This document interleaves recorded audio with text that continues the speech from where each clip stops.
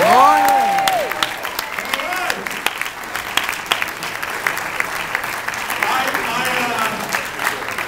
very excited to be here, and I just want to give a quick nod to somebody who has done an incredible job, not just here while we're here, but has done a phenomenal job working in the many weeks up to here to make sure this experience was great for us here in the New Jersey delegation. There's an old saying that I picked up from another political leader in another state where he said, being a party leader, being a party chairman, is like being the president of a cemetery. You have many people underneath you, but nobody's listening. Would you guys please give him the respect and the love and the Jersey hug and applause that he deserves, our leader of our party in the state of New Jersey.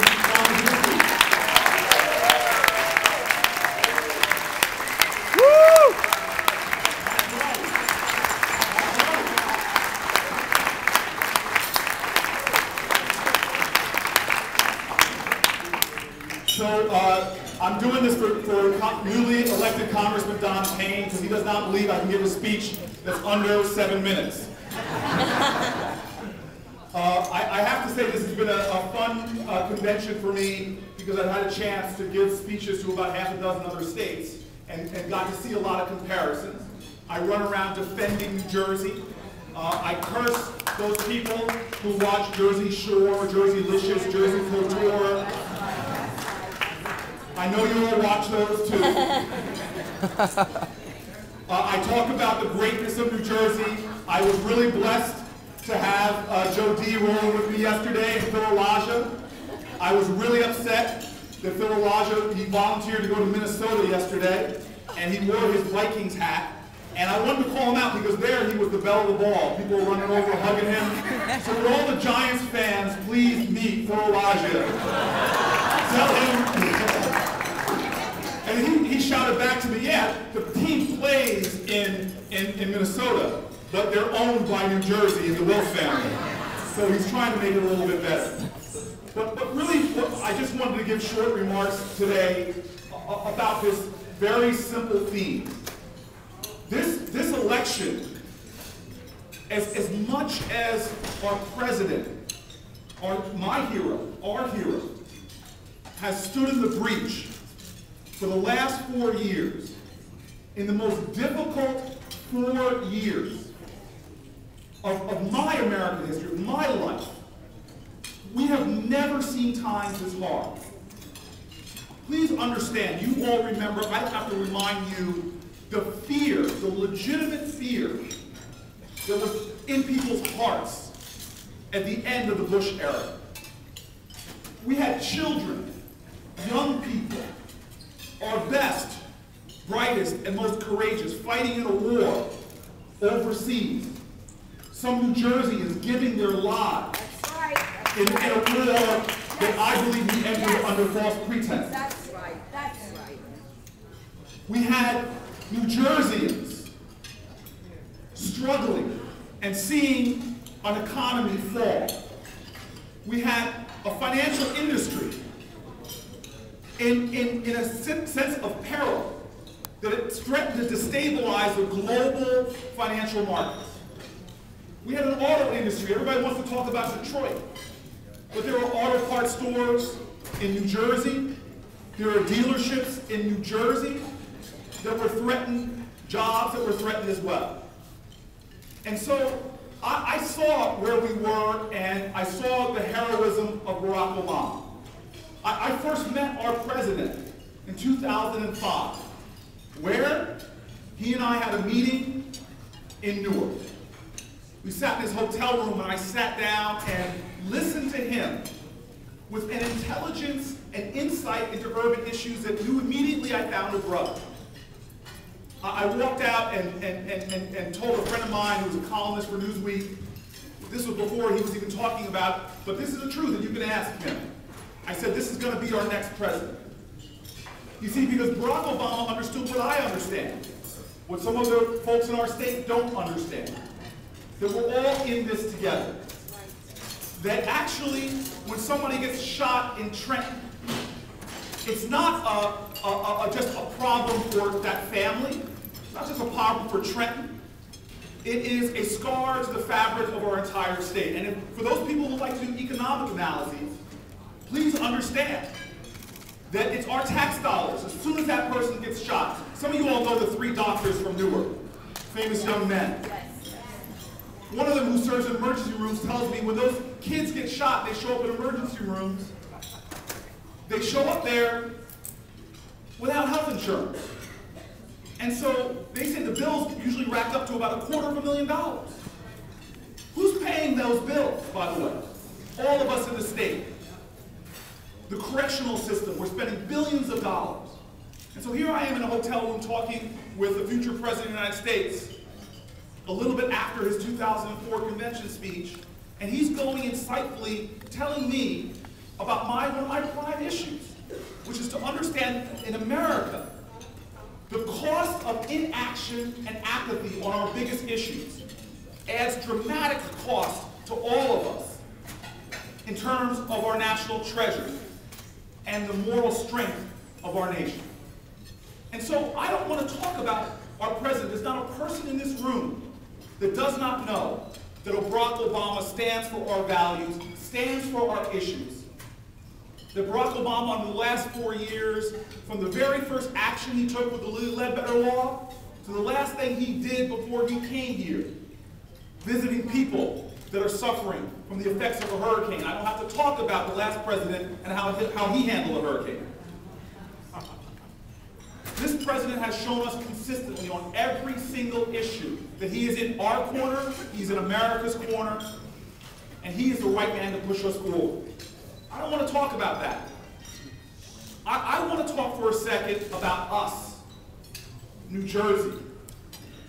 Because at the end of the day, this is our delegation, this is our family. I'm getting kind of tired a little bit. There's an old saying from history, there's no enemy within, the enemy without can do us no harm. We have a very important 14 months coming up with 2 major elections. One to secure the White House and the other to secure the State House. Everyone knows.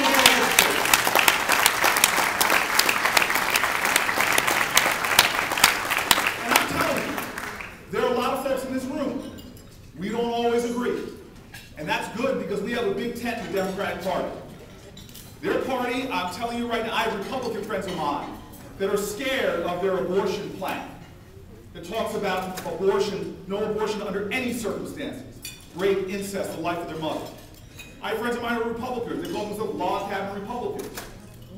Their party plank denies them full citizenship rights. I have friends of mine that actually believe that the real way to reduce the incidence of abortion is actually to give people access to birth control, to family planning.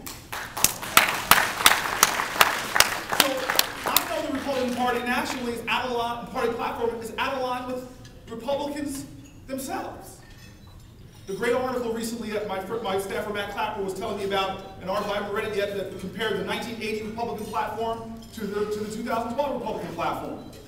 It's so dramatically different. In fact, the article just wrote sort of comparing 2 platforms and revealed in the end this wasn't Dems and Republicans, this is Republicans and Republicans. So when I look at my party in New Jersey, I actually get encouraged. I see party leaders in our state who are backstabbed and talked about, standing up in the most difficult times and trying to find a way to move us forward. Sheila Oliver, if she here, God bless her.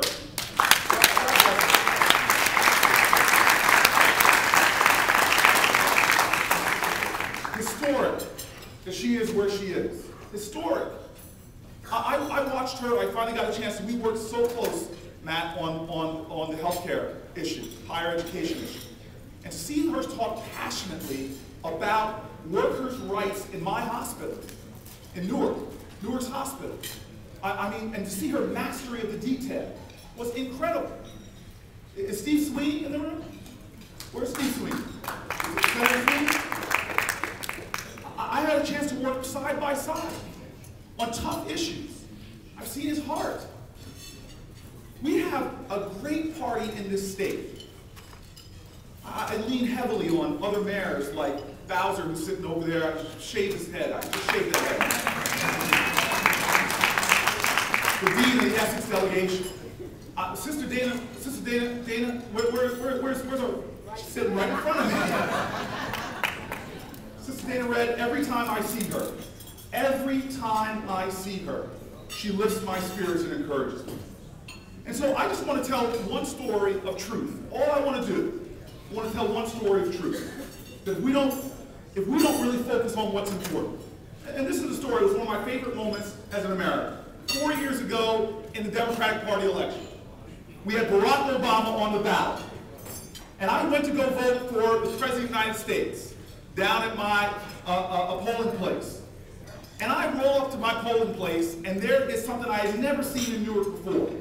There is a line wrapped around the building. And I had two instant strong feelings.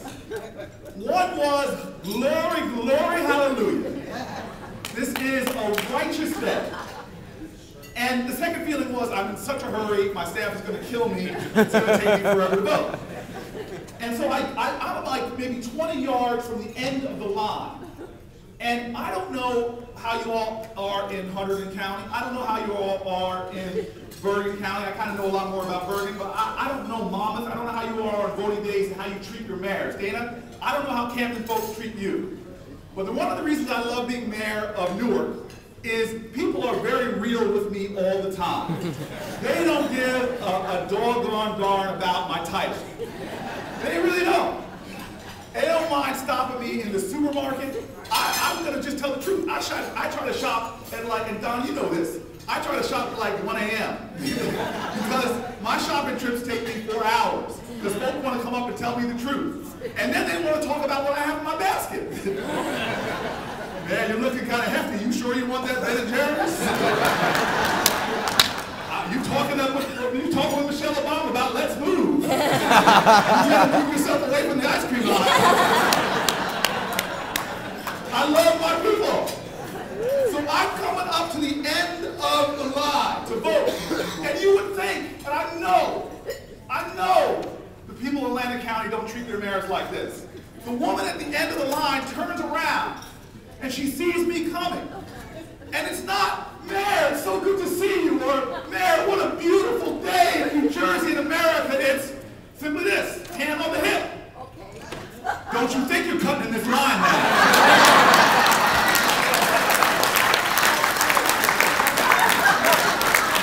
You're waiting just like the rest of us. I'm the mayor of the city. Who's the mayor? I got things to do. So what do I say? Yes, ma'am. And so I stand in this long line. My staff is blowing up my phone. What are you doing? And I get indignant with them and righteous. I'm waiting in line like everybody else. You all think I'm special? I'm one of the people. And so I get to the front of the line. And now I'm telling you, there is a ruckus going on. It is like yelling. And I'm leaning forward as the line moves to see what is happening. And there is another person from my neighborhood, angry as all get out because her name is not in the book. Okay, now I'm so happy. I'm so happy in New Jersey. There's a whole bunch of stuff that the Republicans in our state do that hurts me to my core, because I see how it affects the people in my city. But thank God we're not battling with the rejection of voter rights in our state right now. But let me tell you right now, I have an order of sympathy in the world of people I feel deep sympathy for. You know, it's in the Bible. It says, Jesus said, he's going to remember how we treat the poor. Somebody knows the Bible here. People say us in the Northeast, we're not religious. I had to remind folks that we pray just as hard in New Jersey as you do in Alabama. But in my translation of the Bible, I don't know if it's the same as your translation. It says, God says, bless the poor, the widows, the homeless, and the poll workers. Because there is no tougher job than getting up at 4 or 5 o'clock in the morning and sitting there all day. And this is the only criticism I have for party leaders. Only criticism I have is that we ask so much from our poll workers, and then we deliver some stale bread and potato chips, and we call that a meal. So I'm looking at these poor poll workers who are looking at me with sympathy in their eyes, with like this, they weren't saying it, but I could see that their eyes were speaking to me. They were saying, help us, please. Please, you're the person of authority in the room now, Mr. Mayor. And she's sitting there screaming, I'm not leaving till I vote for Barack Obama! She's screaming, no, don't touch me! I'm not leaving until I vote for Barack Obama! And now I have a choice to be there to help my poll workers. And so I do what every one of you would have done in a position of authority here. I stand up and I say, she's not leaving until she votes for Barack Obama! I finally get out of the polling place, hours after this began, feeling good. And by the way, that sister voted. Now,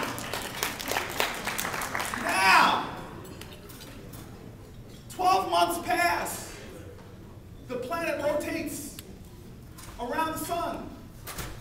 It is the next major election in New Jersey. I show up at my polling place. There's nobody there. I walk into my poll workers, and the quote was funny. I'm glad you're here, Mayor. We were getting lonely. Do you all remember what that election was 1 year later? That was our gubernatorial election. I've had conversations with my community because I get real love from my community, I get real love back. Every time I see a conversation in my community getting a little bit too much of blame them, blame Christie, I remind them that if we had a voter turnout in New Jersey of Democrats, in our community, the world would not know who Chris Christie is. And so, it's not about them, it's about us. And so, they want to take away a woman's right to choose. Well, it's not about them, it's about us. They want to take away voting rights nationally. I spoke to a meeting of lawyers in New York, from New Jersey, New York, and others, to go into Pennsylvania and fight for voting rights. Well, I'm sorry, you all want to make it about them. It's not about them, it's about us. They want to attack Planned Parenthood. They want to erode the great advances we made with things like the earned income tax credit. Well, it's not about them, it's about us. You see, I was taught very early by some great leaders in this state, frankly, great leaders in my city, who reminded me very clearly that the power of the people is always greater than the people in power. And so, one of my favorite authors, Alice Walker, said it very dramatically. She said that the most common way people give up their power is not recognizing they have it in the first place. That you see, we Democrats have too many people who think that democracy is a spectator sport. That they can get caught up in a state of sedentary agitation, getting so upset about what they're doing, watching my friend Rachel Maddow on MSNBC, but not realize that we have to get up and do something about it. And so I want to just conclude by saying this. We have tough months ahead as Democrats in the state. You see, because we have a nation full of Republicans that are trying to obscure the truth of who they are. They're trying to sell us bills of goods. They're trying to tell us stories that aren't true. But the facts of their action are. They're undermining our economic strength with their decisions. They're pushing back on our rights. They're denying women's rights, gay rights. They're denying voting rights. We see it on the national level, and sadly we see it in many ways reflected in our own politics in our state. It's time that we pull together and demonstrate a level of strength and unity that can fight this fight in the coming months in New Jersey. And I have a faith. And this is how I want to end, because it's my own New Jersey story. I have a faith in us, because if it wasn't for the love of this state, if it wasn't for the activism of this state, I wouldn't be standing here right now. When I was in high school, my dad had this thing he would do where he would touch my shoulders and pat me on the chest, and like a man-to-man thing, and then he would say something that I loved. He would say, "Son, you are the physical manifestation of a conspiracy of love." My father would then start telling me stories about his childhood that I loved to listen to because they got more dramatic the older he got, the more he told them.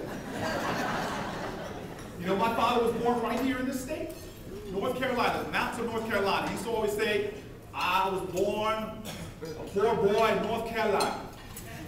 And then he would interrupt himself, "I wasn't poor, wait a minute. I was poor, P-O. I couldn't afford the other two letters, I was so poor." He would tell me about how tough the weather was. He had some geographic anomaly about where he went to school because he had to go uphill to get there, and then he had to go uphill again to get home. I don't understand that. The extreme nature of the weather patterns. We're here in North Carolina, and I got in an argument, and I don't want to disrespect my father because one of the 10 Commandments is "Thou shalt not honor them." But I had to argue with my dad. I said, "Dad, you live in the mountains of North Carolina. There's no way you could have had a tsunami when you were a kid." And then my father tells me of what happened. His mama couldn't take care of him. And it was people whose names I don't know who intervened in his life to make sure that he had food on a table and roof over his head. And then when it was time to go to college, and I see this in my city, he couldn't afford college. And so it was people that intervened with him. People who put dollar bills in envelopes so that he could afford his first semester's tuition at a college called North Carolina Central University. My father in college and my mom in college. My mom went to Fisk right over there in Tennessee. The two of them had amazing college experience, getting there in the early 60s. Civil rights movement didn't start with the leaders that we hear or talked about. It started with activists in communities and neighborhoods, names we don't mention that much anymore. The sit-in movement started here in North Carolina, in Greensboro. That's right. And my father and mother, I had the great privilege of being the commencement speaker for my mom's 50th reunion at her university, Fisk University. And she takes me by the hand at dinner beforehand and takes me to table to table to table. And it's amazing how your mom can still make you feel like a little boy. I try to tell her, "I'm the mayor of Newark, New Jersey. Come over here, boy." And she was taking me around the tables and introducing me to her classmates and saying things like this. "Listen, this is the young lady who led our voter registration drive. Back when you could get killed doing that. You all remember Goodwin and Cheney and Schwerner. She would take me to tables and say, 'This person led our student boycott of the place that would not serve them.' I don't know these people's names. I was meeting them for the first time, but for them, I would not be here. When my parents got to Washington, D.C., they weren't hiring black people in corporations and businesses then, but black people and white people whose names I don't know, who as volunteers and activists gathered together to give them an opportunity. They fought to get companies to hire blacks. My dad was one of the first blacks hired by Sinclair Oil Company, one of the first blacks hired by a department store called Woodrow and Latham, and then he was one of the first blacks along with my mom to be hired by this small tech company you all haven't heard of called IBM. And then my parents moved to New Jersey. 69, 70. I was a few months old. They had co-workers at IBM that said, "You gotta look at this town up in Bergen County. It's this town called Harrington Park." And they looked at houses in that Bergen County area, and they immediately found out that real estate agents, as soon as they found out they were black, they would tell them the house was sold. They would tell them, "Oh, it's been pulled off the market." And so there were some New Jerseyans. They weren't paid. These New Jerseyans didn't have titles. They weren't elected officials. These were New Jerseyans, black and white, Christian and Jew, who came together in Bergen County and formed the Fair Housing Council. My state, my people. They realized what was happening. They would send test couples out to the homes. My parents would go, they would be told the house was sold, the test couple would come, my mom and dad, I don't know if it's true, they told me the name of the test couple, Mr. and Mrs. Brown, but they weren't Brown. And they found that the house was still for sale. The one house my parents loved in Harrington Park, they found the house was still for sale, and on the day of the closing, my father showed up with his young lawyer, New Jersey lawyer. I'm embarrassed, I don't know his name. A volunteer lawyer. And he challenged them. He said, you're in violation of New Jersey fair housing law. You produced a contract for the Browns. I now expect you to produce for the Bookers. And as he was going through his speech, the real estate agent gets up and punches the lawyer in the face. He sings a dog on my dad. Now the size of the dog has changed over the years. My dad says it was Stephen King's Cujo now. My mom whispers to me and says, it was just Dorothy's Toto. After a court case, I'm moving to Harrington Park, New Jersey. As my father called us, 4 raisins and a tub of vanilla ice cream. And we found an incredible town where people looked after me. Soccer coaches, volunteers, parents that baked cupcakes and came to school, went on class trips. But as I was walking around and going through high school, grade school and high school, my father would just look at me sometimes and shake his head. I was a high school senior, I was honor society, president of my class, I was all-American high school football player. My dad would just shake his head and said, boy, don't you dare walk around here like you hit a triple. You were born on third base. I say this often, you drink deeply from wells of freedom and liberty and opportunity that you did not dig. You eat lavishly from banquet tables prepared by your ancestors. And you can just sit back and get fat, dumb, and happy, consuming all that's been prepared for you, or you can be one of those people who metabolizes your blessings and let them fuel in your heart like fire, driving you forward to fight for this nation's promise. But understand this, I don't ever want you to fight alone. The real test of leadership and character is your ability to bring people together, not divide people, not demonize people, not think that you push some people down just to raise people up, but it's the idea that all of us can succeed together, the ideal that we're stronger when we stand together. It's an ideal in the heart and spirit of every culture that makes up New Jersey. The African culture, they have a saying that says, spider webs united can tie up a lion. In Islam, there's a pillar of Islam, Tawheed, which means we all share a common spirit, a common soul, and the one God. There's a Christian saying that whenever 2 or 3 are gathered together in His name, somebody help me out here, He is in the midst. There's a great Jewish leader, Golda Meir, who said Jews together are strong, but Jews with other people are invincible.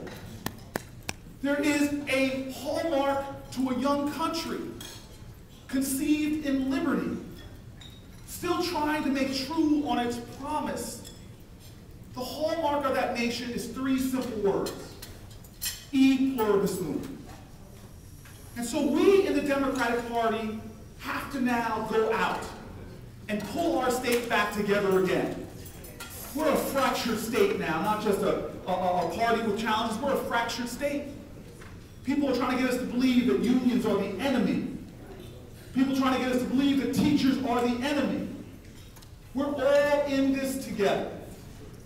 And remember what our president said. There are no red states and no blue states. It is the United States of America. There may be some Democrats and some Republicans, but we're all Americans. And so we in New Jersey, if we unify again around our highest ideals and principles, if we stand tall for the elements of the Democratic Party platform, we won't just appeal to each other. We won't just find strength in our numbers, but we will unify our state again. And we will stand tall for women's rights. We will stand tall for workers' rights. We will stand tall for gay rights. We will stand tall for American rights. And when we stand tall with a unified voice, with a chorus of conviction, we can look then to the President of the United States and say, we stand with you. And there is nobody in America that can tell Barack Obama with a heart and a hearty spirit, nobody from any other state that can look our president in the eye and tell him the truth. Baby, you were born to run. God bless you guys.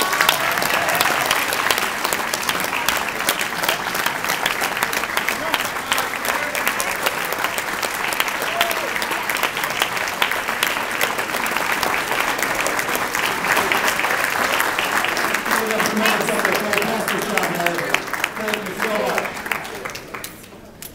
You made New Jersey proud last night, and you made us all proud again this morning. Thank you all very much.